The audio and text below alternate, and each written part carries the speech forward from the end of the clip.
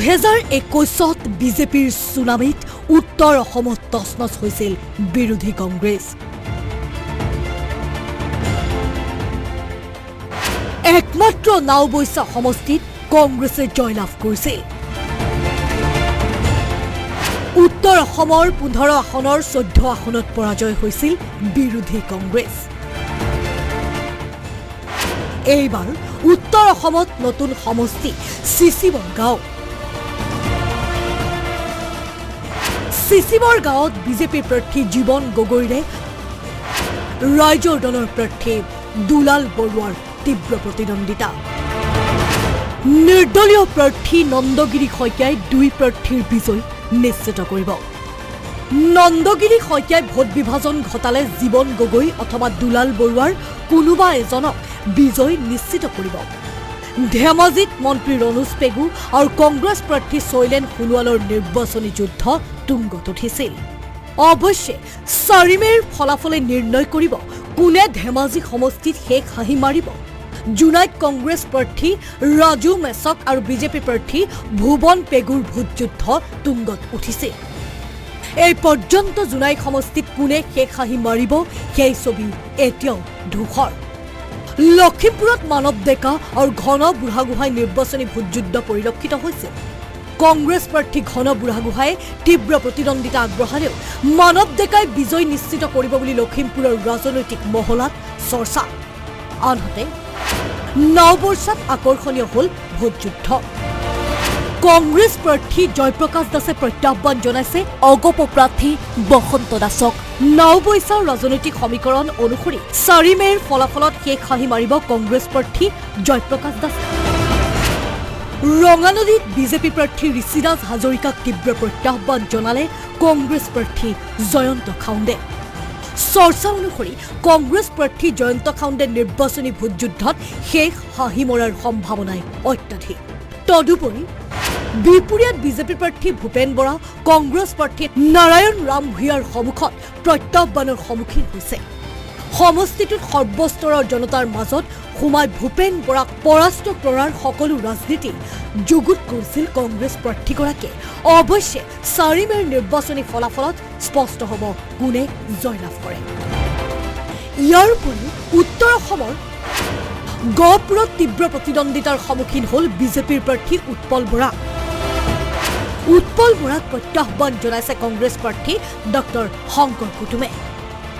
নতুন প্ৰজন্মৰ যুৱ নেতা হিচাপে শংকৰ কুটুমক গহপুৰৰ ৰাইজে কিমান আদৰি ল'লে সেয়া স্পষ্ট হ'ব 4 মেৰ নিৰ্বাচনী ফলাফলত। গহপুৰৰ পিছত বিশ্বনাথ সমষ্টিত প্ৰত্যাহ্বানৰ সন্মুখীন হ'ল নেকি বিজেপি প্ৰাৰ্থী পল্লৱ লোচন। বিজেপিৰ প্ৰাৰ্থী পল্লৱ লোচন দাসক তীব্ৰ প্ৰত্যাহ্বান জনালে নেকি কংগ্ৰেছ প্ৰাৰ্থী জয়ন্ত বৰাই। চৰ্চা অনুসৰি কংগ্ৰেছৰ যুৱ প্ৰাৰ্থী জয়ন্ত বৰা আৰু বিজেপিৰ প্ৰাক্তন মন্ত্ৰী তথা সমষ্টিটোৰ NDAৰ প্ৰাৰ্থীগৰাকীৰ মাজত তীব্ৰ প্ৰতিদ্বন্দ্বিতা হৈছে।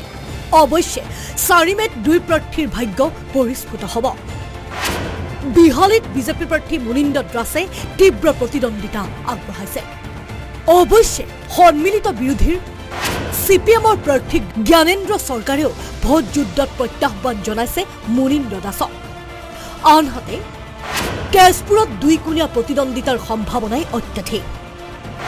NDAৰ প্ৰাৰ্থী পৃথ্বীৰাজ ৰাভা আৰু ৰাইজৰ দলৰ অলকনাথৰ মাজত প্ৰতিদ্বন্দ্বিতা হৈছে। 4 মেৰ নিৰ্বাচনী ফলাফলে দুই প্ৰাৰ্থীৰ ভিতৰত যিকোনো এগৰাকী প্ৰাৰ্থীৰ ভোটৰ ব্যৱধান নিশ্চিত কৰিব যদিও তেজপুৰৰ ৰাইজৰ মতে পৃথ্বীৰাজ ৰাভাৰ সহজ নিশ্চিত নহয়। তেজপুৰৰ উপৰিও উত্তৰ অসমৰ ৰঙাপাৰাত কংগ্ৰেছ প্ৰাৰ্থী কাৰ্তিক কুৰ্মীয়ে ভোট যুদ্ধত তীব্ৰ প্ৰতিদ্বন্দ্বিতা আগবঢ়ালেও সমষ্টিটোৰ একাংশ ৰাইজৰ মাজত চলা চৰ্চা অনুসৰি বিজেপিৰ প্ৰাৰ্থী কৃষ্ণকমল তাঁতীয়ে 4 মেৰ ফলাফলত শেষ হাঁহি মৰাৰ সম্ভাৱনা। তদুপৰি নদুৱাৰ সমষ্টিত এইবাৰ তীব্ৰ প্ৰতিদ্বন্দ্বিতা হৈছে। সমষ্টিটোৰ বিধায়ক পদ্ম হাজৰিকাই তীব্ৰ প্ৰতিদ্বন্দ্বিতা আগবঢ়াইছে। নিৰ্বাচনী অধিসূচনা জাৰি কৰাৰ পাছত ব্যাপক প্ৰচাৰ অভিযানত নামি পৰিছিল প্ৰাৰ্থীগৰাকী। প্ৰাৰ্থীগৰাকীয়ে দাবী কৰিছিল 1,20,000 ভোটত জয়লাভ কৰিব। সমষ্টিটোত কংগ্ৰেছ প্ৰাৰ্থী সুনীল ছেট্টীয়ে এইবাৰ বিধায়ক পদ্ম হাজৰিকাক তীব্ৰ প্ৰত্যাহ্বান জনাইছে। এই পৰ্যন্ত প্ৰাৰ্থীগৰাকীয়ে দাবী কৰিছে অসমীয়া মূলৰ ভোটৰ উপৰিও প্ৰতিটো জাতি জনগোষ্ঠীৰ ভোটেৰে তেওঁ জয় নিশ্চিত। অৱশ্যে 4 মেৰ নিৰ্বাচনী ফলাফলে 2 হেভিৱেট প্ৰাৰ্থীৰ বিজয় স্পষ্ট কৰিব। বৰছলাতো এইবাৰ ভোটযুদ্ধ উঠিল তুংগত। কংগ্ৰেছ প্ৰাৰ্থী ৰিপুণ বৰাৰ সৈতে বিজেপিৰ প্ৰাৰ্থী ঋতুবৰণ শৰ্মাৰ তীব্ৰ প্ৰতিদ্বন্দ্বিতা। প্ৰশ্ন হয় বিজেপিৰ প্ৰাৰ্থী ঋতুবৰণ শৰ্মা কিমান দূৰলৈ প্ৰত্যাহ্বান জনালে কংগ্ৰেছ প্ৰাৰ্থী ৰিপুণ বৰাক। 4 মেৰ নিৰ্বাচনী ফলাফলে স্পষ্ট কৰিব ঋতুবৰণ নে ৰিপুণ বৰা জয়ী হ'ব।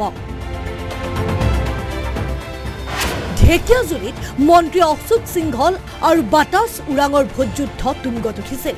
চাহ জনগোষ্ঠীয় নেতা হিচাপে বাতাস উৰাণে 21ৰ তুলনাত এই নিৰ্বাচনত কিমান দূৰলৈ ভোটযুদ্ধৰে প্ৰত্যাহ্বান জনালে 4 মেৰ নিৰ্বাচনী ফলাফলে স্পষ্ট কৰিব সবিশেষ।